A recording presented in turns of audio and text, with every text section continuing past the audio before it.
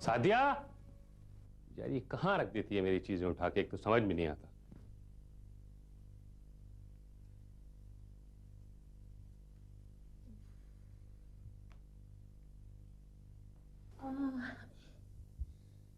घर के कमबख्त के काम काज में ना बेटी की खैरियत पूछने का वक्त भी नहीं मिलता।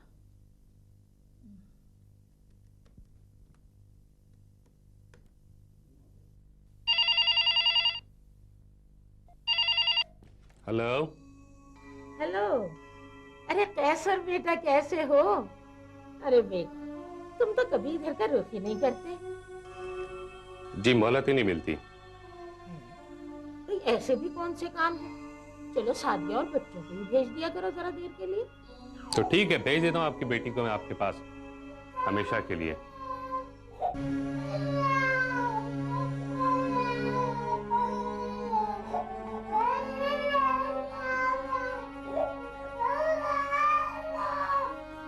नहीं नहीं बेटा, नहीं, अब मेरा ये मतलब नहीं था। माँ हूं ना उसकी, बेटी से मिलना चाहती हूँ, उसकी शक्ल देखना चाहती हूँ। आप क्या चाहती हैं कि सादिया आपकी नजरों के सामने हमेशा बैठी रहे? फिर ये घर कौन देखेगा? मेरा ये मतलब नहीं था। अच्छा खैर, मैं तुमसे फिर बात करूँ। अच्छा, खुदा हाफिज। क्या बात हुई अम्मी?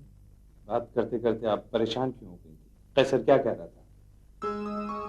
बताए ना अम्मी, तुम तो जानती हो उसका मिजाज, उसकी आदत ही ऐसी है। तो आपको डांट देना चाहिए था। उसने अगर कोई ऐसी वैसी बात की थी, हक है आपका। अरे बेटा, जब कोई भांजा भतीजा दामाद बन जाता है ना, तो फिर वो दामाद ही बन जाता है। वैसे उसने कोई ऐसी वैसी बात नहीं की, तुम परेशान मत हो। बल्कि वो तो ये कह रहा था कि आप लोगों का जब जी चाहे सादिया को आकर ले जाएं, मेरी तरफ से इजाजत है।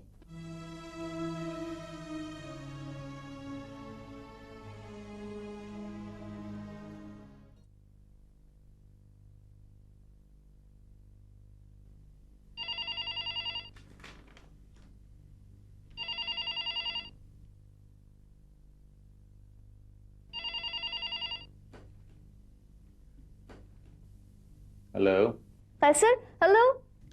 बोलो, क्यों फोन किया? कैसर, इससे पहले भी फोन किया था मैंने। ऐसी क्या आफत आ गई कि घड़ी घड़ी फोन कर रही हो तुम? ये दफ्तर है, घर नहीं।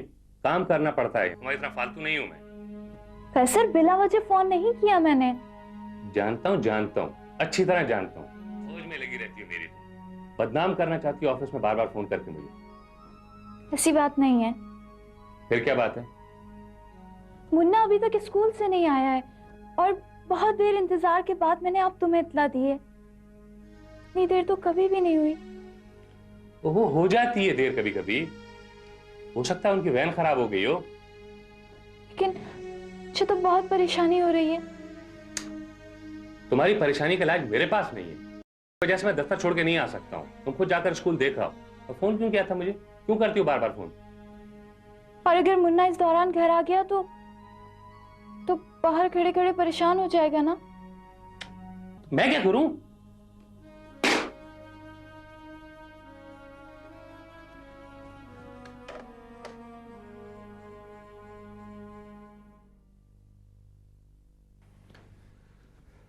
कितनी बार तुम्हें समझाया है कि संभल के खर्च किया करो।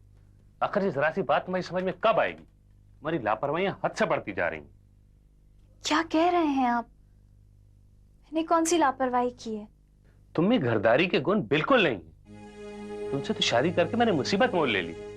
कितना देखभाल कर तो खर्च करती हूँ, अपनी जात पर तो एक पैसा नहीं लगाती।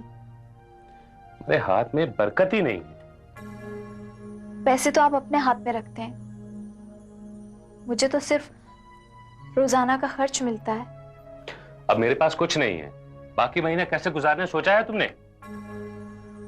खुद आपको सोचना है, आपको कुछ करना है आमदनी बढ़ाने के लिए। ये काम आपका है, औरत का नहीं।